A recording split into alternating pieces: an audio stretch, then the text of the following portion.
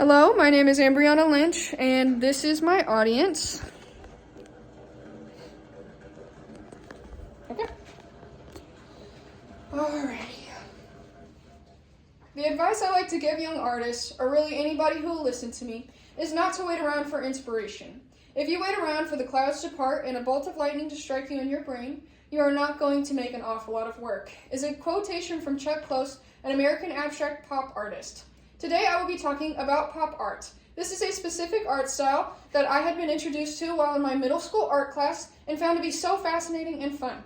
The colors, textures, and abstract configurations that make it so unique made me fall in love with it and led me to creating a few pieces myself. Within this speech, I will inform you guys on the unique makeup that creates a specific style, a few of the artists that made contributions, the popularity of the movement and why, and some of the effects it has had on the modern art we see today. How can someone identify such a specific style? Well, there are a few characteristics that you will be able to point out and aim to find. The most common reoccurrence within all of pop art would be that it uses popular things within a target audience's lives. It takes after other art styles, such as abstract, imperialism, to create recognizable things with very vibrant colors and intricate shapes or proportions. The pieces created from the pop art style are frequently found to have a collage process called appropriation that displays different images and objects seen within popular culture. It was made to have people be able to recognize the images used within the art quickly and reach out to a different kind of modernity that previous artists chose to avoid in the past.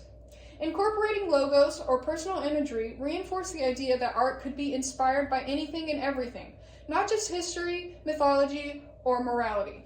Art, paragraph 8. It took the contributions of many artists of many backgrounds to help create the style as we know it. The taking off of pop art can be traced back to Britain sometime within the 1950s.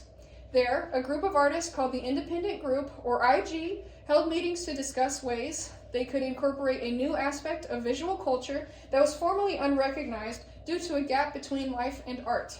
They created a collective exhibition in 1956 London called This Is Tomorrow, which boasted examples of art featuring integration of art and modern life. The exhibition served as a starting point for pop art. From there, the news spread and found its way over to America, where artists such as Jasper Johns and Robert Rauschenberg picked up the style and began to influence the art scene with new combinations of everyday life being brought into art pieces.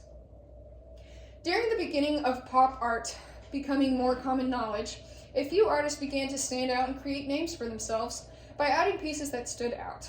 The most notable artists would be Andy Warhol, who created the two most commonly referred to pieces, named Marilyn Dip Ditch and Campbell's Soup Can. Warhol's fascination with popular culture and fame led him to produce a great number of screen prints depicting portraits of celebrities experimenting with variations in colors and multiplication. Wolf, paragraph 18. Warhol's pieces have established a standard of pop art, and his contributions were vast. The artist through the years led a big movement within the art world. With a new style emerging, a movement was inevitable to influence another era of art. Pop art had begun its reach in the mid-1950s Britain and continued toward America during the late 1950s, where it peaked in the 60s. The artists that began the movement and contributed sought after art that depicted the experiences that they had in their everyday lives. They had felt that the art they were taught and had seen did not align with what they saw throughout their day. The movement ended up becoming a revolt against the traditional and dominant approaches that made up the art of that time. Because of its roots in both America and Britain, there branched two coexisting movements of the same style. They were influenced by the same media, but because of Britain's look from the outside of America's modern culture and America's first-hand experiences, differences can be noted. America's movement aimed to bring back representational art and coerce reflection. Pop art became a cultural event because of its close reflection of a particular social situation and because its easily comprehensible images were immediately exploited by the mass media. Britannica, paragraph 6. Whereas in Britain, they aimed for a more academic movement that focused on the power popular imagery has when manipulating people's lives. By the time that pop art movement had left its mark, it had already been seen to influence different styles. Pop art took art into new areas of subject matter and developed new ways of presenting it in art, and can be seen as one of the first manifestations of postmodernism. Take paragraph 4. Pop art has inspired artistic expression and formed a legacy around connecting popular culture and art. Its influence is drawn from the ability to change our views on art. As a result, pop art has been able to reach completely different styles such as neo-pop, street art, post-surrealism, postmodernism, and modern-day contemporary art. The legacy of pop art can be seen in the ways of contemporary artists who continue to draw inspirations from its principle. Kirwan, paragraph 15. Exploration of realism of relationships regarding art and culture are still practiced by different artists, leading to the conception that pop art sparked creativity into a variety of styles. A quote from Roy Lichtenstein, a pop artist, states, "Pop art looks out into the world. It does not look like a painting of something, it looks like the thing itself." This emphasizes the interesting nature of pop art that has come to influence the evolution upon various contemporary art and media.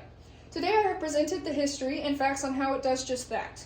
I've gone over and given examples on how to recognize the style, knowledge on who influenced the style, the movement to think about while admiring the style, and how to look at the style within different art pieces. The pop art style is ever-changing, but I hope that with this information you'll be better equipped to pick up on the style throughout the many different places pop art is displayed. Whether it's within the art gallery, walking down the street, or simply scrolling on your phone, it's in a lot more places than you would first think, so I encourage you all to explore and have fun looking for pop art in your everyday lives. Thank you all for listening, and have a good day.